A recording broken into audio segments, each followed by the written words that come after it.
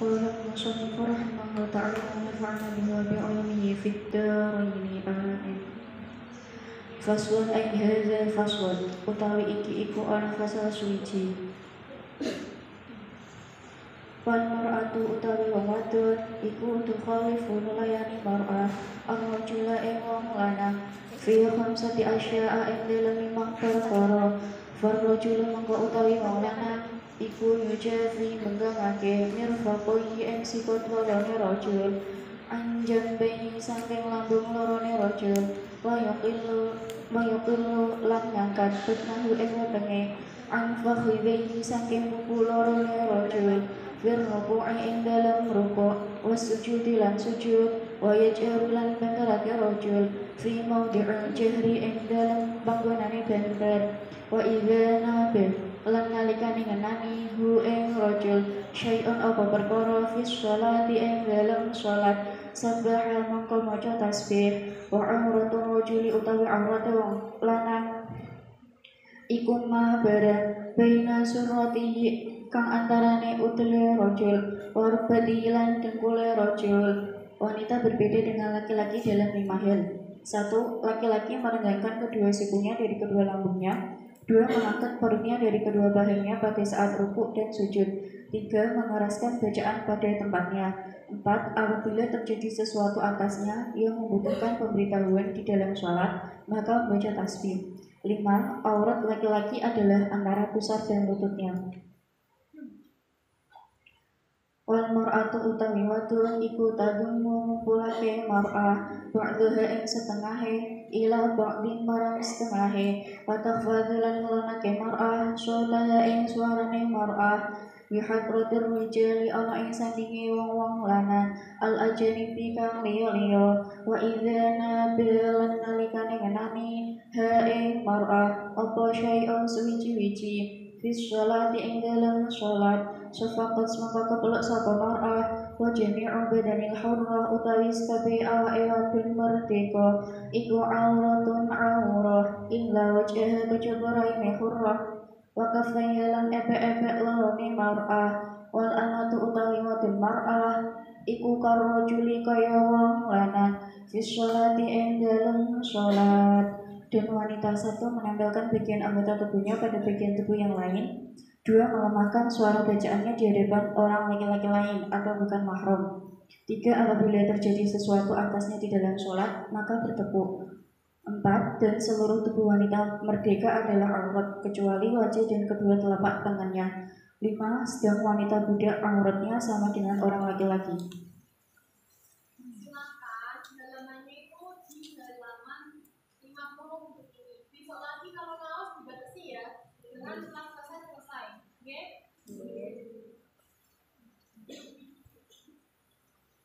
Faslun ay hadza faslun utawi iki iku ana fasal suci.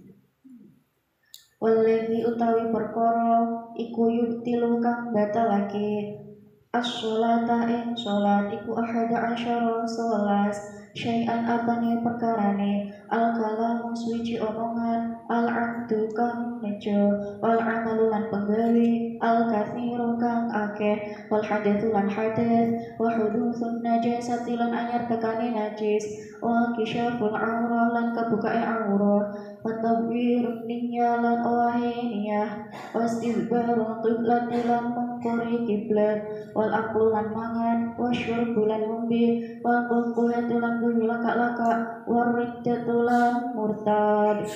Hal-hal yang membatalkan sholat ada 11, ialah 1. Berbicara dengan sengaja, 2. Bergerak yang banyak, 3. Berhadas, 4. Terkena najis, 5. Terbuka auratnya, 6. Merubah niat, 7. Membelakangi kiblat, 8. Makan, 9. Minum, 10. Terbahak-bahak, dan 11. Murtad.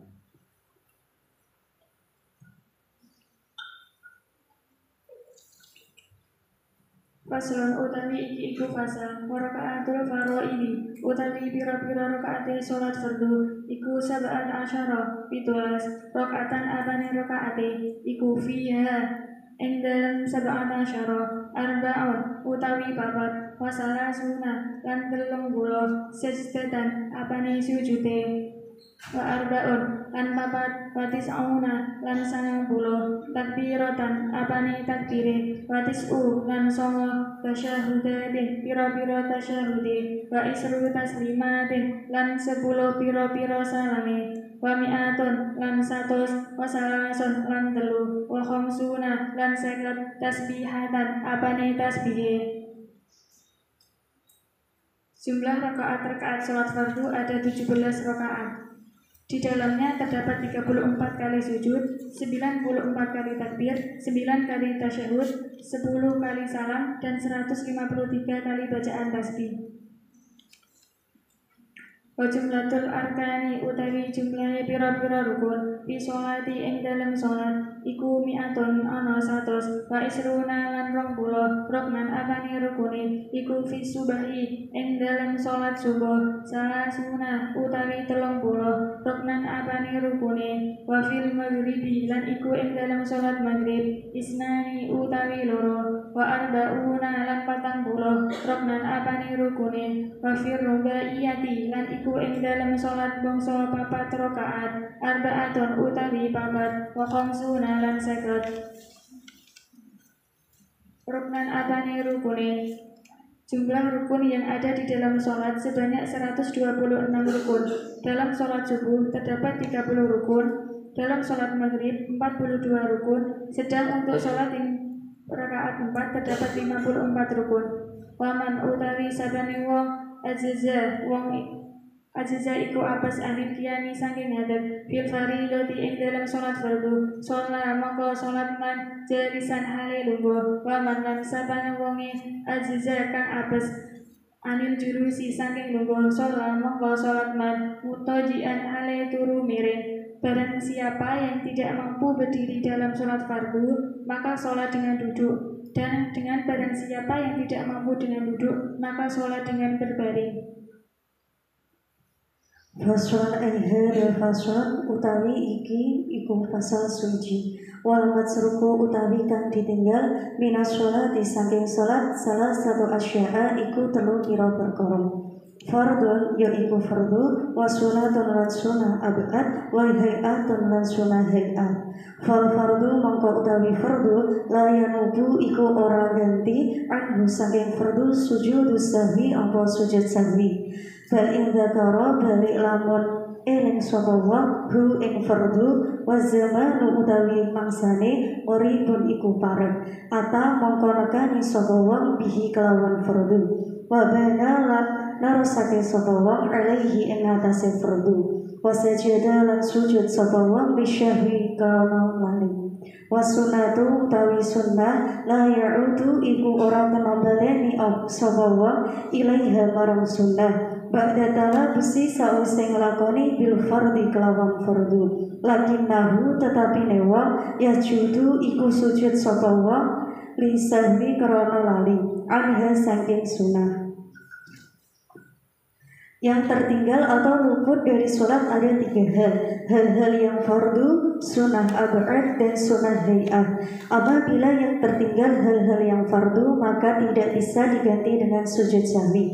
Tapi bila seseorang teringat atau meninggalkan hal-hal yang fardu sedang tenggang waktu belum lama maka hendaknya ia melakukannya dan berdasarkan atau memulai lagi dari fardu yang ditinggalkan itu dan sujud sebelum salam. Apabila yang ditinggalkan sunnah ab'ad maka tidak perlu kembali memulainya setelah melakukan fardu dan sesudahnya, akan tetapi hendaknya ia sujud sahwi.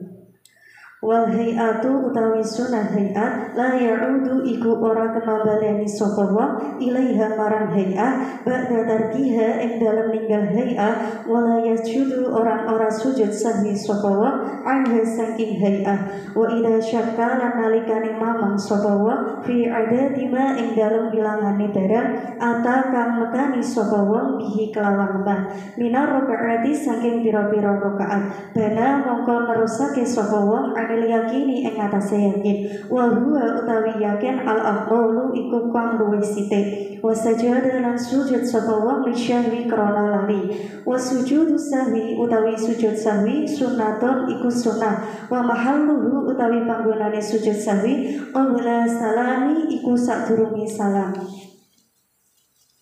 Dan apabila yang ditinggalkan adalah sunnah hay'ah, maka seseorang tidak perlu kembali untuk mengulangi setelah meninggalkannya dan tidak perlu sujud sahwi karenanya. Apabila seseorang ragu akan bilangan rakaat yang telah ia laksanakan, maka hendaknya ia berpegang pada keyakinannya, yaitu rakaat yang lebih sedikit, lalu sujud sahwi. Sujud sahwi itu sunnah dan tepatnya adalah sebelum salam.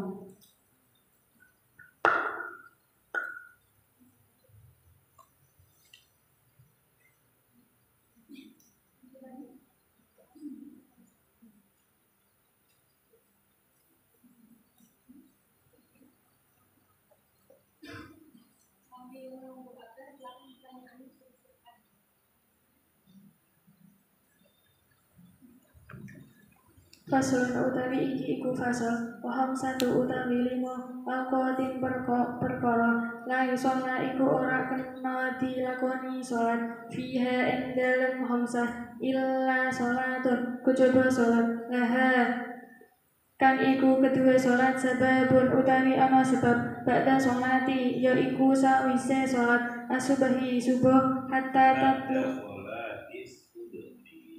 ba'da salati subahi yaiku sause sholat subuh hatta tatlu as-samsu sehingga metu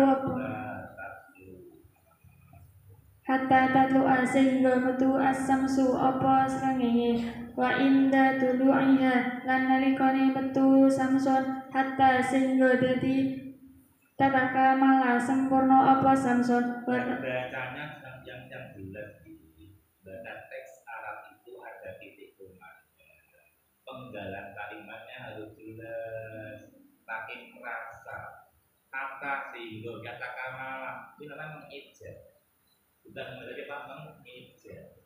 Mau disiapkan nih, mohon disiapkan bacanya, jangan asal membaca, jangan mengijab kata sehingga kata kamalah sempurna itu namanya mengijab, ya.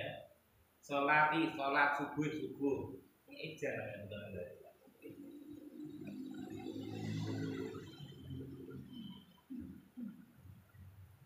Ganti aja kan.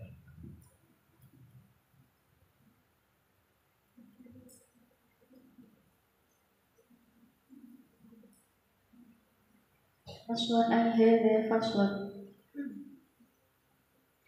utawi iki iku ana fasal suwiji wa khamsatu awqatin utawi limang perkara iku la sholat ora kena dilakoni sholat fiha ing dalem khamsah illa sholatun kejaba sholat lahir kang iku kedue sholat sababun utawi sebab iku ba'da sholat di subuhi sakwise sholat subuh hatta tatlu sehingga metu apa asyamsu srengenge wa inda tulu'iha lan nalikane metune syamsun hatta tatakamala sehingga dadi sempurna apa syamsun wa tartafi'lan munggah syamsun Qadra mahin kelawan kira-kirane sak tombak wa idza stawat lan nalikane cecek apa syamsun hatta tazulu hingga lengser apa syamsun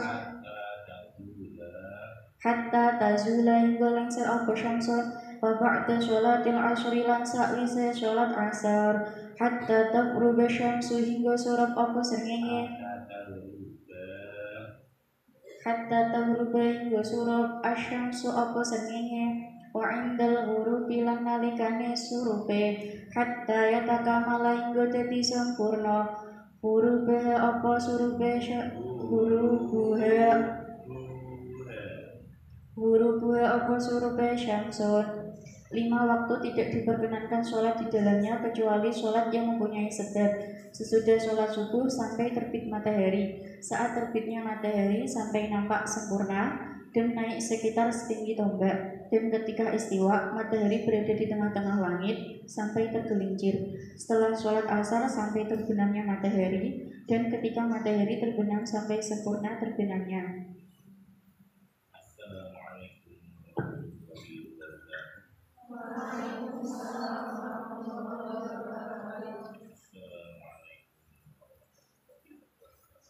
Waalaikumsalam.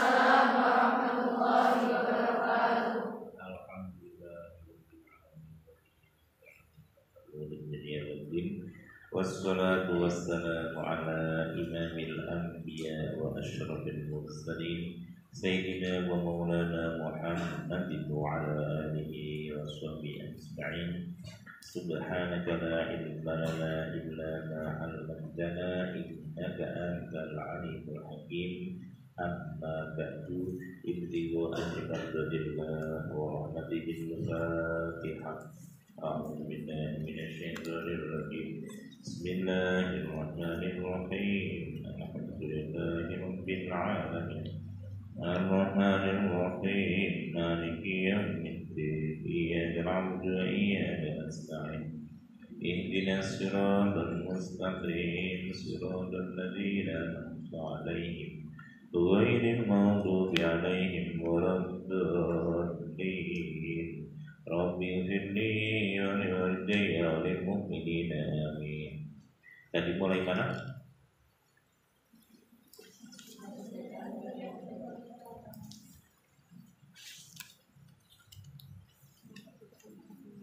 Wal mar'atu tukhalifu. Baik.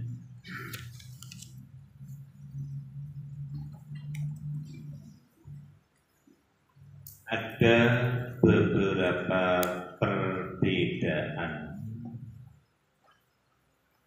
dalam sholat antara laki dengan perempuan. Yang pertama, jika laki-laki itu saat sujud bagaimana? Maka dia membegangkan apanya? Kedua siku-sikunya dibegangkan. Kalau perempuan bagaimana? Dirapatkan. Ya maaf dan maaf untuk menyangga sesuatu.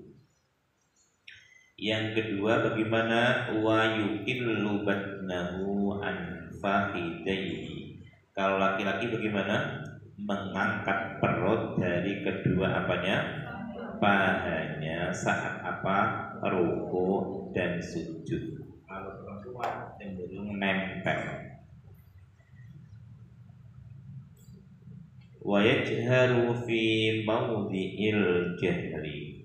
Laki-laki bagaimana? Membaca keras dalam sholat maghrib, isya dan subuh. Perempuan jika di hadapan laki-laki sholatnya bacaannya pelan. Kalau di hadapan laki-laki. Dalam sholat kalau ada problem, laki-laki mengingatkan imam dengan membaca tasbih subhanallah. Batasan aurat laki-laki dalam sholat ataupun di luar sholat antara pusat dengan apa? Dengan lutut. Tapi ya mosok sowan Allah kok nganggo pakaian sesederhana itu. Wong sowan bupati mawon nggih. Apa rapinya bukan main. Ketemu dosen bimbing aja mawon apa? Juga dalam kondisi apa? Rapi. Nah, kita sowan kepada Allah harus lebih dari segalanya. Sementara kalau perempuan tadi bagaimana? Menempelkan anggota badannya saat apa? Saat apa? Ruku dan sujud. Membaca pelan saat sholat di hadapan laki-laki atau di tempat umum seperti masjid ini yang tentu di samping ada jamaah perempuan juga banyak laki-laki. Kalau terjadi dalam sholat bagaimana? Bertepuk. Seluruh badan perempuan adalah aurat kecuali apa? Wajah dan kedua telapak tangan. Telapak tangan ini mencakup apa? Mencakup yang luar ataupun yang dalam. Itu semua bukan aurat saat di dalam sholat. Sementara kalau perempuan juga auratnya sama dengan laki-laki dalam sholatnya. Ini lucu ini. Kalau itu meskipun bukan. Nek auratnya antara apa? Pusar dengan lutut sholatnya ya saru. Ini ya sah tapi saru.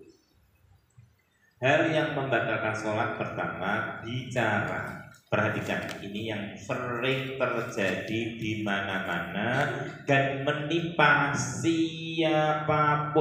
Wis nang ndi wae. Setiap ada jamaah mesti hal ini terjadi. Yang pertama apa? Bicara, yaitu keluarnya suara, ya.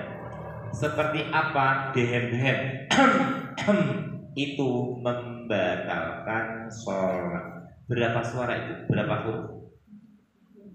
Berapa huruf? K, H, E, M. Yang dua kali berarti berapa? 8 huruf. Batal bukan? Batal. Atau suara dari hidung, itu juga batal. Yang hampir pasti terjadi dimanapun itu adalah dehem-dehem. Itu nggak boleh. Itu membatalkan apa? Sholat.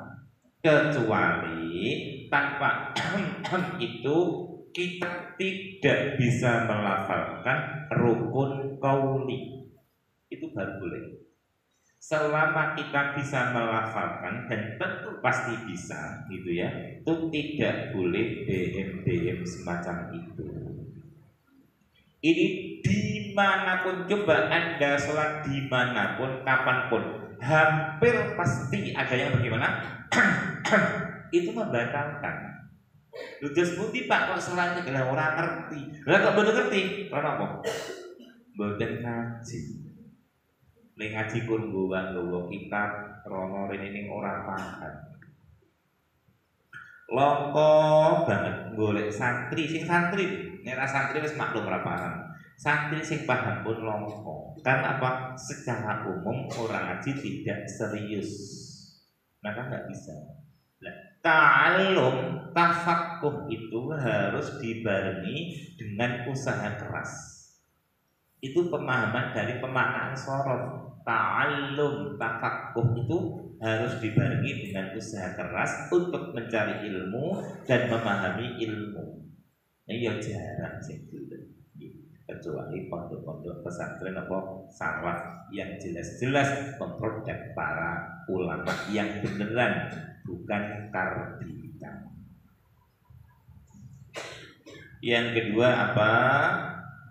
Melakukan gerak-gerik yang banyak, yaitu gerak-gerik 3 kali secara berurutan. Itu enggak membatalkan apa? Sholat. Kalau ngukur bagaimana? Ngukur enggak harus pakai 1 jari. Ngukur boleh pakai 4 jari, boleh. Enggak harus pakai 1 jari. Boleh berapa jari? 4 jari, asal pergelangan tangan ke atas itu tidak bergerak. Ya, asalnya enggak bergerak. Di gini-gini nggak masalah. Berapa kali pun nggak masalah, asal tidak bergerak. Nah, kalau bergerak batal. Berikutnya adalah hadas kentut ataupun yang lain. Bagaimana kalau saat sedang sholat kita menahan hadas? Hukumnya Hukum menahan hadas saat sedang sholat hukumnya wajib.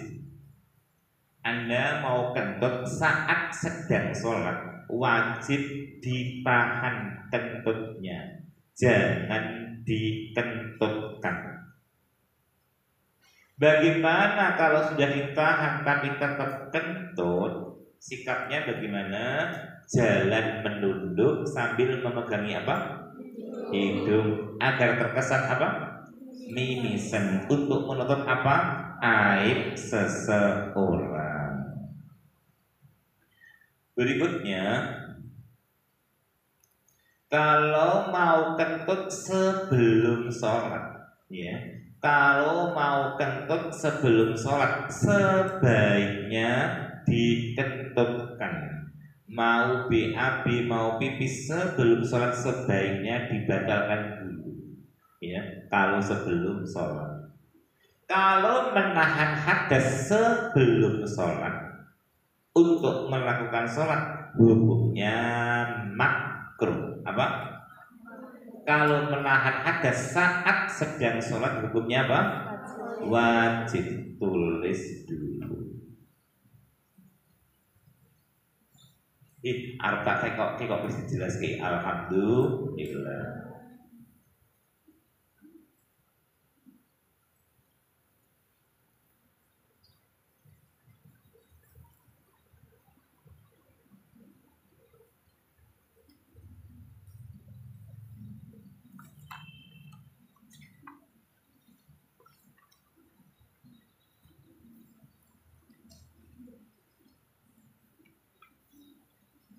Berikutnya yang membatalkan adalah tersingkapnya, terbukanya aurat, entah kena angin atau melorot.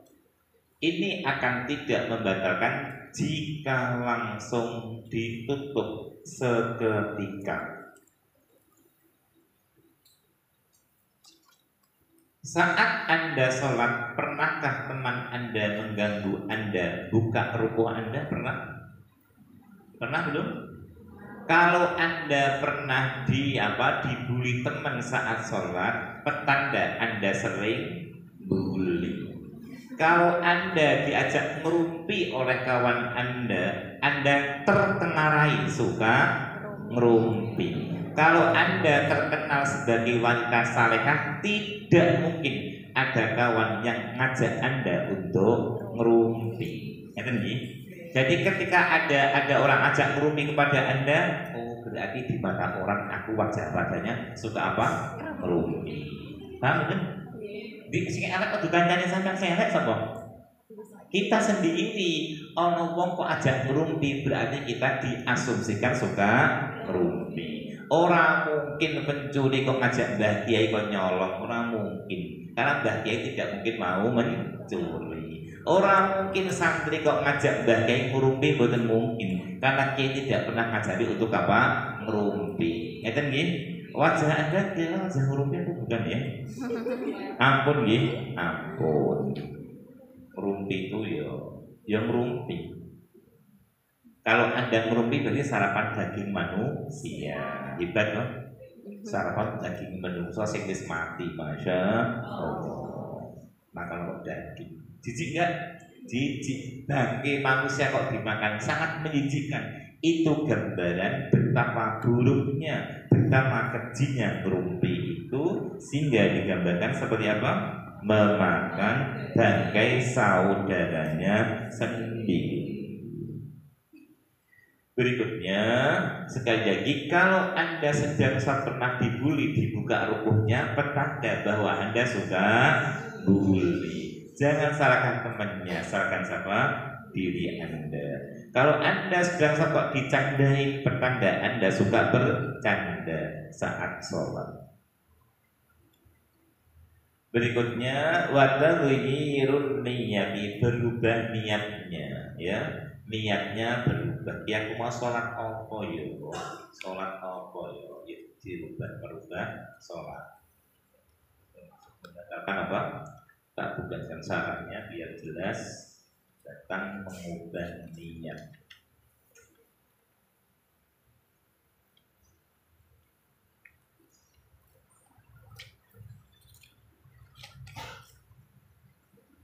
Ka'ayyan wiyal khuruja minas sholati.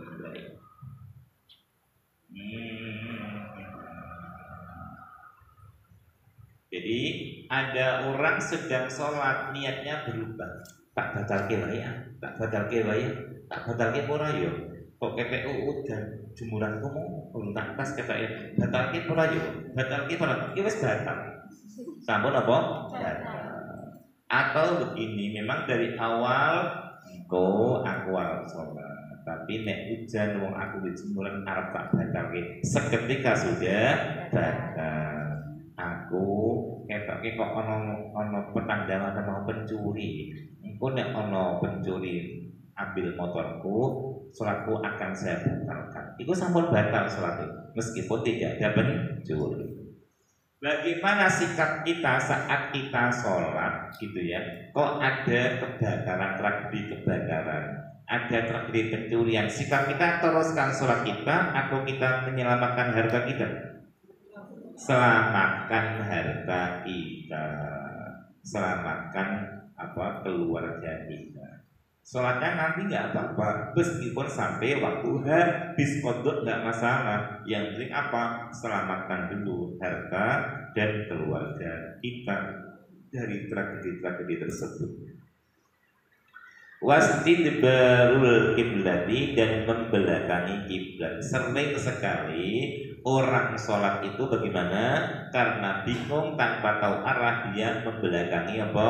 Kiblat. Lu bahasa metu saka omah kok masjid marep ngitan yo kemudian marep ngitan. Aku sholat itu ngalor wajib diulang. Wal aklu dalam hal ini bukan berarti sedang suatu makan pakai piring itu tidak. Apa memasukkan apa selilit sisa-sisa makanan yang ada di sela-sela gigi atau di mulut kok ditelan saat sholat, maka sholatnya batal. Bagaimana kalau menelan ludah yang tanpa rasa, ludah yang bersih kita telan bagaimana? Tidak apa-apa. Selama ini ludah masih ada dalam area mulut.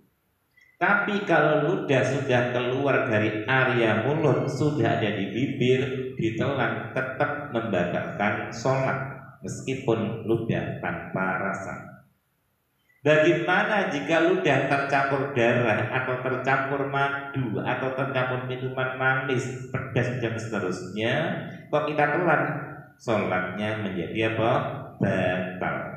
Itulah bentuk makan dan minum dalam sholat itu seperti itu. Lah kalau pakai gelas seperti batal kok. Jadi apa? Ngecurkan air, ambil gelas, sampai berapa gerakannya udah batal. Wal qahqahatu lan tertawa terbahak-bahak. Nek kok tersenyum gak apa-apa. Ning ya wong sing diwaca naru jahannam khalidan fiha masuk guyu. Wong maca soal ayat soal neraka kok guyu kan ya temen. Kudune apa? Nangis.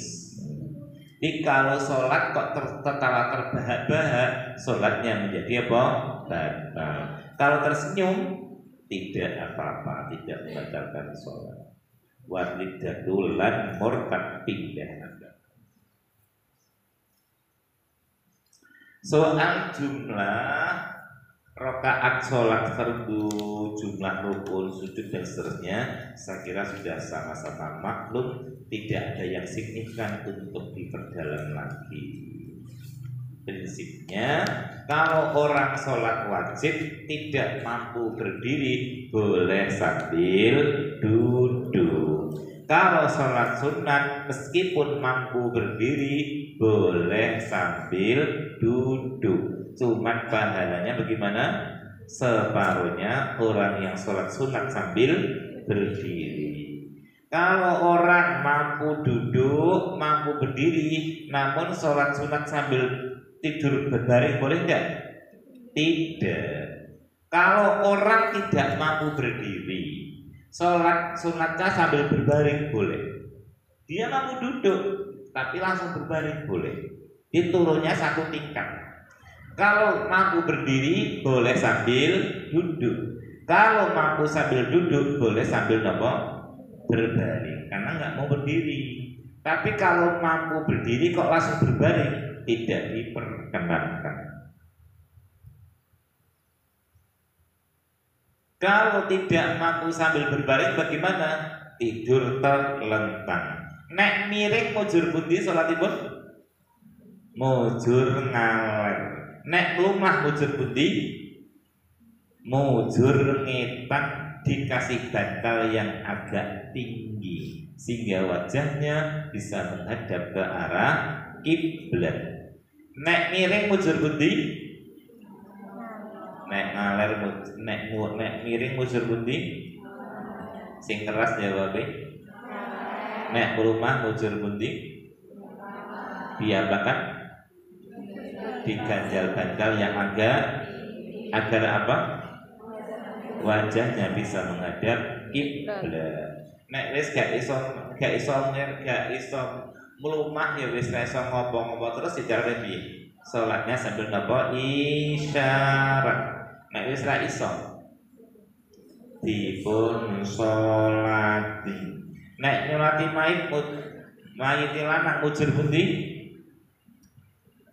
Nek nyolati mayit lanang mujur pundi kepalanya di mana? Di selatan mujur ngidul. Boh, ngono to Pak, kok mujur ngoten kok ngomong imame ra tau ngaji, mudine ra dong, jamaah ra tau ora dong agama ya wis. Kok petek gedhe apa? gelap gulita, jahiliyah modern.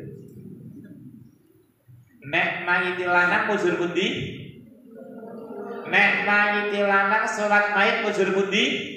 Ngidul, kepalanya di selatan. Engko nang utara kabeh, Pak. Ya kok ngaji. Nanti sampean kalau mayit lanang mujur pundi? Ngalor. Lah kok ngono? Lah kula mboten ngertos, Pak. Lah imame kados sing mboten pondok, Pak. Lah mudine apa maneh mudine, Pak? Lulusan sarjana kala wae. Ora wong radung, ketemu wong ora ngerti, ketemu jahil murakkab, dolalun mubinun, peteng dedet tersesat kabeh. Nah nggih, ampun. Sampeyan seneng berteman karo wong pinter karo wong bodho. Wong bodho ketemu wong ora ngerti, ketemu jahil murakkab, ya wis jahiliyah modern. Pakaiannya si api-api, gayanya gaya modern, tapi pola pikirnya keberagamannya jahiliyah. Lah sambut ngene, yo sah tapi kurang sari, sah tapi kurang tepat. Betul nggih? Nek jalan mujur pundi? Nek perempuan mujur pundi? Nah, ojo dipodo kabeh. Wis nang ndi wong ya iki masyaallah.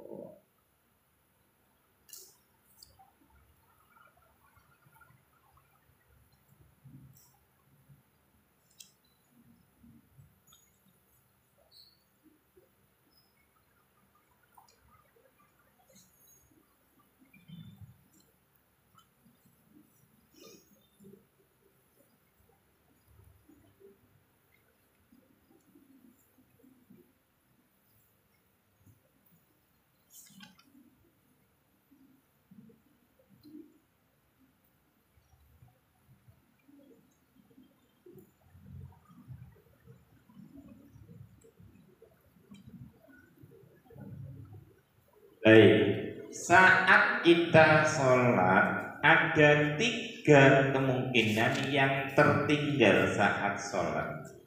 Jika yang tertinggal yang belum kita lakukan itu adalah rukun, maka bagaimana? Tertinggalnya rukun sholat tidak bisa digantikan dengan sujud sahwi. Tapi bagaimana? Dia harus mengulang. Aku mau sholatnya saat pertama dulu maca Fatihah. Yo tambah rakaat. Tidak bisa diganti dengan sujud sahwi. Aku mau saat ruku iku ruku ning gak tumakninah. Yo nanti tambah rakaat. Tidak bisa diganti dengan sujud sahwi. Yang kedua, sunat ab'ad. Jika yang tertinggal adalah sunat ab'ad, baik sengaja atau tidak. Sunat ab'ad apa saja? Doa tahiyat awal dengan serangkaian bacaannya, kunut dengan serangkaian bacaannya. Jika seseorang meninggalkan sengaja atau tidak tahiyat awal ataupun doa kunut, maka disunahkan, tidak diwajibkan, disunahkan sujud sahwi. Sujud sahwi hukumnya apa? Sunnah, bukan wajib. Sunnah, bukan wajib. Jadi nggak dilakukan pun nggak masalah. Kapan sujud sahwi dilakukan?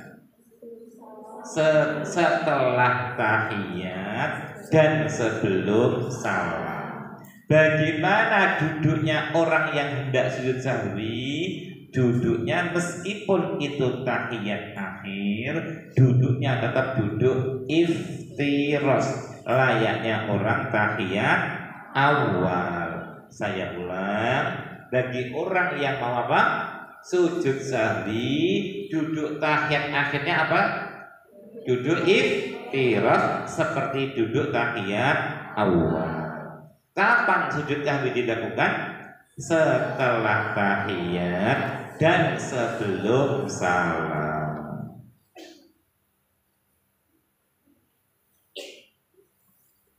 Kalau sunat hayat yang tertinggal seperti doa seperti doa iftitah, membaca ta'awud, membaca amin, membaca takbir intikal perpindahan satu rukun ke rukun yang lain, maka tidak perlu diganti dengan sujud sahwi.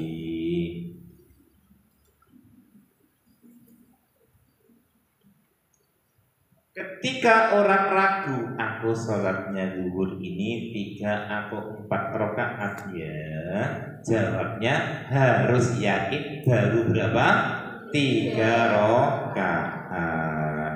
Dan nanti dia sujud sahwi. Kalau ternyata kok sudah rakaat yang kelima, tapi dia yakin baru keempat, tapi makmum meyakini itu rakaat kelima, bagaimana? Maka makmum tidak boleh ikut berdiri bersama imam pada rakaat yang kelima, nggak boleh. Kalau imam mengikuti, ya sholatnya batal. Saya ulang, jika imam ragu sholatnya 3 atau 4 rakaat, tentu saja imam harus meyakini baru berapa? 3, lantas menambah 1 rakaat lagi. Di mata makmum itu rakaat yang ke-5. Bagaimana sikap makmum? Dia menunggu tahiyat akhir agar nanti salamnya bersama imam, atau mufarokoh, memisahkan diri, begitu. Kalau ia ikut berdiri bersama imam, salatnya bagaimana? Batal. Karena apa? Menambah rukun fi'li. Lah bagaimana dengan orang yang terlambat 1 rakaat? Bolehkah ia mengikuti imam pada rakaat yang kelima? Tidak boleh. Bagaimana? Tidak boleh. Lah bagaimana dia sebaiknya? Mufarokoh. Bagi makmum yang telah berapa rakaat tadi? 1 rakaat, untuk menggenapkan kan berarti tambah 1 gitu.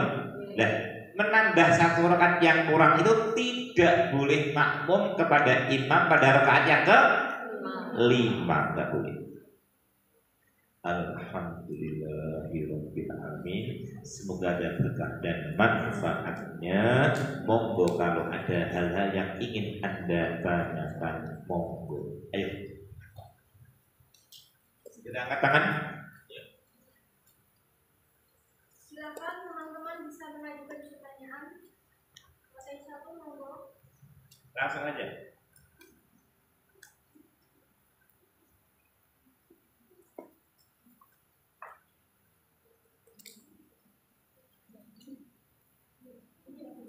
Ayo langsung.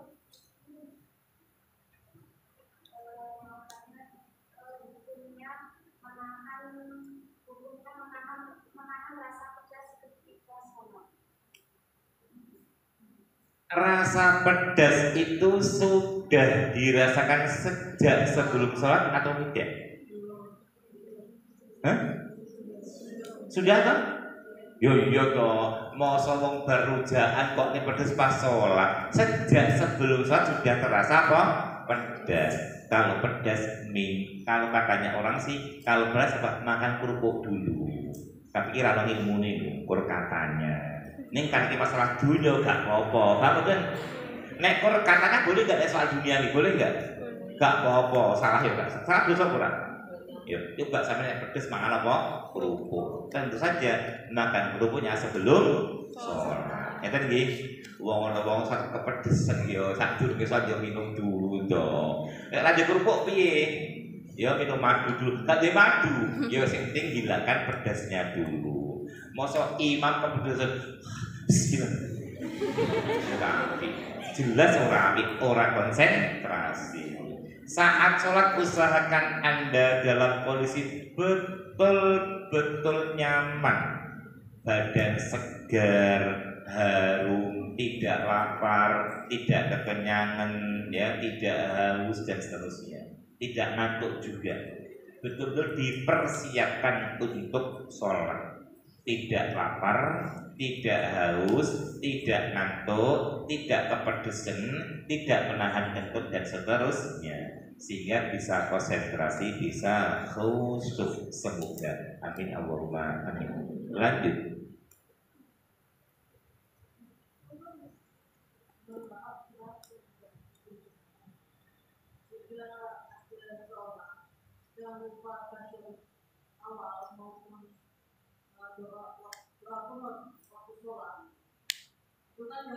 Kalau misalkan sholat sujud sahwi kan waktu mau salam itu sudah nyaman dulu atau apa Baik. Waktu sujud sahwi adalah setelah tahiyat dan sebelum salam. Kalau terlanjur salam sudah tidak usah sujud sahwi. Salam hukumnya wajib, sujud sahwi hukumnya apa? Sunnah. Kan lucu toh, masa ambil yang sunnah, yang wajib ditinggal lagi, kan lucu. Kalau Anda mau ke Jogja, mau kemana? Ke Jogja. Kemudian tisu kecilnya tertinggal di Terminal Kudus. Anda mau ke Jogja, sudah sampai Semarang, tisu kecilnya tertinggal di Terminal Kudus. Anda lanjut Jogja atau balik ke Kudus ambil tisu? Lanjut Jogja. Lah wong nek balik engko bayari piro meneh? Tisu regane 3.000. Nek balik regane piro? Malah waktunya juga lama. Ngeten nggih, dipakai logika juga. Ngeten nggih. Jadi jangan mengambil yang sunnah sampai mengorbankan yang wajib. Oke. Kalau sudah lupa lagi mau sujud sahwi, enggak apa-apa. Wong sengaja aja enggak apa-apa kok. Sengaja tidak sujud apa? Sahwi enggak apa-apa. Saya kalau lupa tidak pernah sujud sahwi karena saya selalu imam. Karena misalnya saya lupa tahiyat awal atau yang lain, saya tidak pernah sujud apa? Sahwi. Kalau imam sujud sahwi dan makmum perempuan yang tidak melihat tidak ikut sujud sahwi, maka semua makmum menjadi apa? Batal sakit. Itu nggih, imam kudu ngayomi karo ngayemi. Itu nggih. Suami Anda adalah imam Anda. Kalau suami Anda batal atau Anda ikut bermakmum kepada imam yang batal, ya neraka. Itu nggih. Maka dalam sholat pun kalau imam salah, makmum harus mengingatkan. Maka Anda harus pandai agar bisa mengingatkan jika makmum Anda melakukan kesalahan atau kelupaan. Itu nggih. Oh makmum imamnya salah kok diikuti terus ya tuh. Anak itu yang ngomong. Lanjut.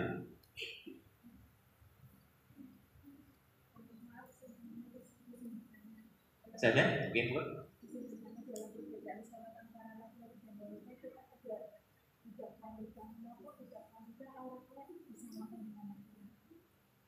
Budak wanita auratnya disamakan dengan laki-laki saat sholat. Budak itu diasumsikan seperti barang. Karena apa? Bisa diperjualbelikan sehingga tidak punya daya tarik. Itu nggih. Nek ana budak wedok mau ayu ya segera menjadi merdeka. Nggih mboten? Nggih mboten? Nek ana budak wedok mau ayu segera menjadi merdeka. Oh, tetap dipertahankan keperbudakannya karena memang tidak menarik. Ngeten nggih. Jadi wong delok ora menarik diasumsikan seperti apa? Barang. Sehingga auratnya terbuka pun tidak akan menarik. Ngeten nggih.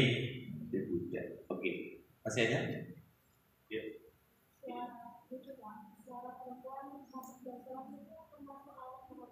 Baik, sekali lagi suara perempuan ini ada nanti perbedaan dan kaget. Kalau perempuan nyanyi dipersoalkan enggak oleh banyak ulama? Dipersoalkan enggak suaranya?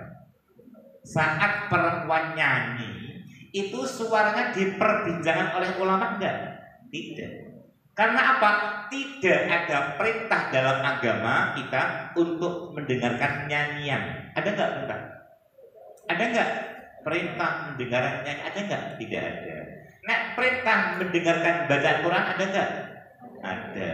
Maka dari itu, wong wedok maca Quran wapi ngono-ngono ya ana sing akan iku akan mengganggu telinga laki-laki. Maka jangan. Tapi kalau nyanyi bagaimana? Kan tidak ada perintah untuk mendengarkannya. Tapi Nyon Sewu, ketika ada bunyai yang melantunkan lagu-lagu Al-Quran, itu juga bunyai kan pasti suaminya apa? Iya, kok membiarkan? Berarti ada ulama yang membolehkan. Sekarang bagaimana sikap kearifan kita? Kalau sekiranya suara Anda mengundang tanda tanya, perhatian, sensasi bagi laki-laki, lebih baik Anda menjaga suara. Tapi kalau itu sudah terbiasa, sudah maklum, tidak mungkin ada efek negatif, monggo-monggo saja, asal dengan suara yang wajar. Oleh karena itu perhatikan, Anda seorang istri, kelak jadi seorang apa? Istri. Anda sekarang model, monggo bertanya pakai suara Anda yang biasa, monggo. Anda bicara dengan laki-laki pakai suara asli Anda, monggo. Tapi kalau Anda sudah menikah dan bicara sama laki-laki begini caranya. Assalamualaikum. Waalaikumsalam. Assalamualaikum. Waalaikumsalam. Itu aturan Islam demikian. Dalam apa? Mengatur suara perempuan yang sudah apa? Menikah. Nah, kalau Anda sudah menikah, jangan terlalu romantis dengan laki-laki yang lain. Akan kasihan suami Anda. Yang dingin dengan laki-laki lain harus apa? Bersikap apa? Dingin, jangan terlalu hangat. Pakai suara yang menarik. Caranya bagaimana? Ulama begini. Assalamualaikum. Waalaikumsalam. Menarik nggak? Lebih bertanggung. Tekol saja cukup sedikit mungkin. Suami saya ojo banyak-banyak. Monggo. Ojo. Suami gak di rumah kok monggokan apa? Laki-laki yang bertamu gak boleh. Laki-laki yang bertamu malah tanya begini ketika Anda ngomong, Mbak sampun sarapan Mbak? Favorit sarapan favorit dengan apa Mbak? Oh saya sukanya adalah makan ini. Minuman favoritnya apa Mbak? Biasa jalan bunga apa Mbak? Wih, Anda begini. Tamu laki-laki ini kok sangat mengesankan dia, sangat perhatian. Apa favorit makananku, minumku, buahku dan seterusnya. Sementara bagaimana? Suamiku tidak pernah bertanya. Lah ini apa muncul bintik-bintik perselingkuhan. Maka jangan. Lah untuk mengantisipasi agar Anda tidak tertarik dengan laki-laki lain, bagaimana? Cari suami yang betul-betul bisa menutupi, bisa menjawab semua keinginan Anda. Saya selama ini alhamdulillah, meskipun saya manusia biasa, tapi tidak mudah tertarik dengan perempuan lain. Alhamdulillah. Karena selalu saya bandingkan, masih lengkap yang di rumah, masih lengkap yang di rumah, masih lengkap yang di rumah. Selalu begitu, ya. Selalu begitu. Sekedar cerita pendek saja. Saya dulu masa muda, saya murni produk pesantren dan kampus, ya. Saya dulu pernah punya calon tapi mirip dengan saya. Artinya bagaimana? Dia pesantren, juga kampus, juga hafal Quran, kitabnya bagus, macam-macam. Tapi dia murni juga orang-orang sesama UIN, murni pesantren yang sama, di kampus yang sama. Alhasil nanti hidupnya tidak saling melengkapi, sehingga mohon sama Allah ganti yang lain. Gitu ya, saya ganti yang lebih muda, yang murni dari pendidikan umum dari SD sampai S2-nya, tapi juga pesantren, sehingga punya apa? Cara pandang yang berbeda. Oleh karena itu, ketika Anda di luar masih lengkap yang di rumah, masih lengkap yang saat itu. Tapi kalau ada banyak sekali suami-suami itu yang tidak pernah pose foto bersama-sama istri, banyak sekali. Tidak pernah foto sama-sama istri, tidak pernah belanja sama istri, tidak pernah nyumbang undangan sama istri. Apa faktornya kira-kira? Faktornya kira-kira apa? Sangat menjaga perempuannya gitu ya, agar nggak kita orang lain atau bagaimana kira-kira? Saat ketemu alumni juga tidak pernah membawa istri. Itu indikasi apa itu? Indikasi apa?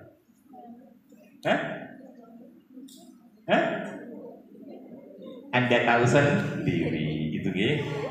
ana wong kok ora tau duwe bojone, urung tau foto karo bojone, urung tau lunga karo bojone. Blonjo dewi, nyumbang dewi, temu alumni ada apa?